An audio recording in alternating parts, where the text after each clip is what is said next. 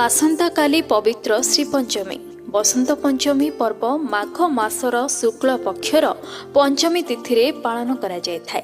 बुद्धि विद्यार अधिष्ठात्री देवी माँ सरस्वती पूजार दिन। पौराणिक मान्यता अनुसार बसंत पंचमी दिन माँ सरस्वती सर्जना होइथिला, तेणु एही दिन को बसंत पंचमी मध्य कुहा जाय।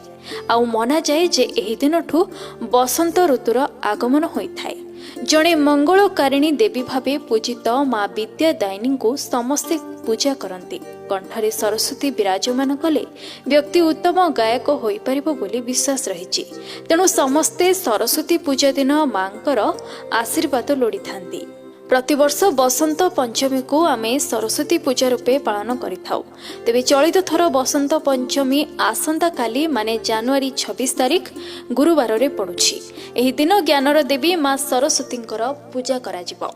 चलित थर मांकर पूजारे एक अत्यंत शुभ जोग पड़ुछि।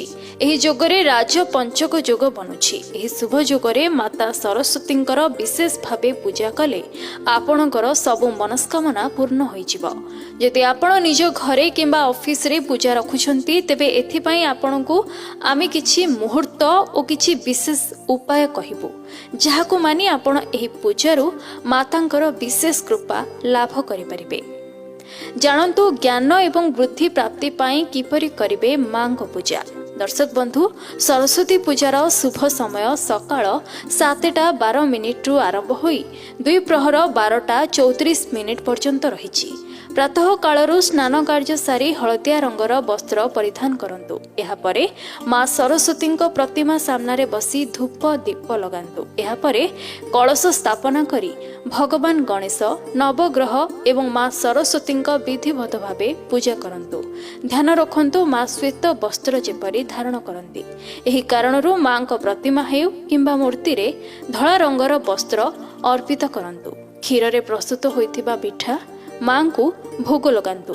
एबे जानंतु बसंत पंचमी कथार महत्व। सृष्टि आरंभ समय भगवान विष्णु आज्ञारू ब्रह्मा मनुष्य जोनिर रचना करथिले, किंतु ब्रह्मा निजर सर्जनारे संतुष्ट नथिले।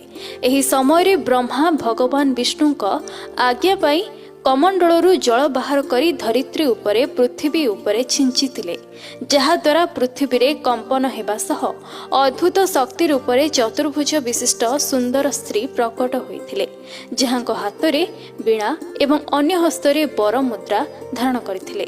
सेहि भଳି अन्य 2 हस्तरे पुस्तक एवं माळी मध्य धारण करथिले। एहा परे देवी सरस्वती बीणार मधुर ध्वनिरु संसार रे समस्त जीव जंतु को बाणी प्राप्त होइथिला।